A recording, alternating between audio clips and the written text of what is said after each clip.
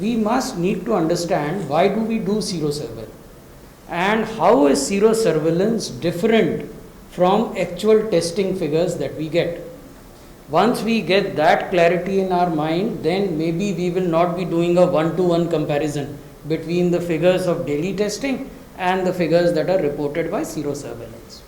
When we do daily testing, जब हम प्रतिदिन टेस्ट करते हैं तो हम क्या टेस्ट कर रहे हैं? हम ये टेस्ट कर रहे हैं कि कितने लोगों के शरीर के भीतर एंटीजन है, संक्रमण है, बीमारी है. वो उद्देश्य है आरटीपीसीआर टेस्ट का या रैपिड एंटीजन टेस्ट का. जब हम सीरो प्रेवलेंस करते हैं तो हम एक सैंपल चुनते हैं और उस सैंपल में लोगों का ब्लड लेते हैं और उस ब्लड में देखते हैं कि एंटीबॉडीज़ हैं कि नहीं. हम संक्रमण की पहचान नहीं कर रहे, हम एंटीबॉडीज़ की पहचान कर रहे हैं. और एंटीबॉडीज़ के आधार पर तब हम इस नतीजे पर पहुंचते हैं कि संक्रमण का प्रभाव कितना रहा होगा, यानी कितने लोगों को संक्रमण हुआ और वो रिकवर हो गए और उसके फलस्वरूप उनके शरीर में एंटीबॉडीज़ बनी. ये बैकग्राउंड है. इसलिए इन दो आंकड़ों को वन टू वन कंपैरिजन करना संभवतः हमें गलत नतीजों की तरफ ले जाएगा. So having provided you the background, now I would request DG ICMR to elaborate. See, I think we have good clarity on what is the purpose of a serosurveillance.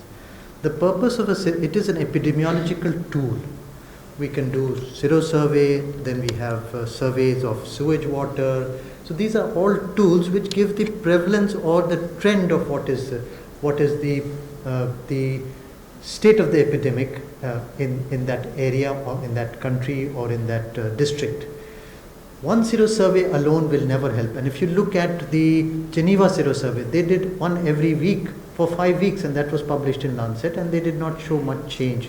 Similarly, we have been doing, the various states have been doing serosurveys, and they have been giving us some data.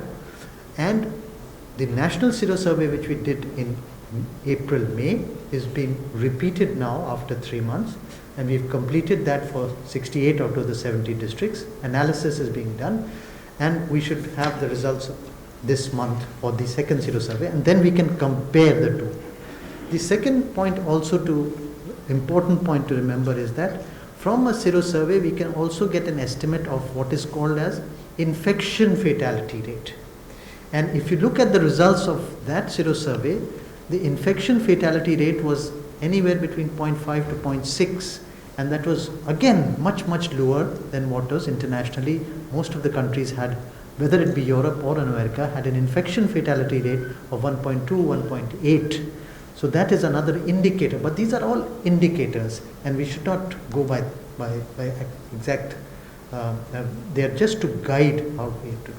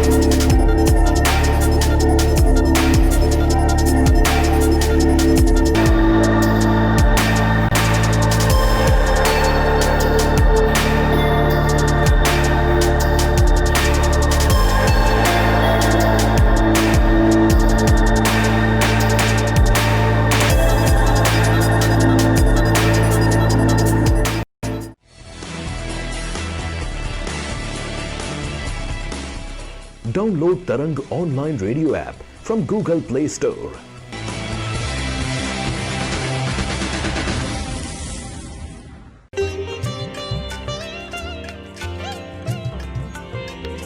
You are listening to Tarang Devotional Online Radio.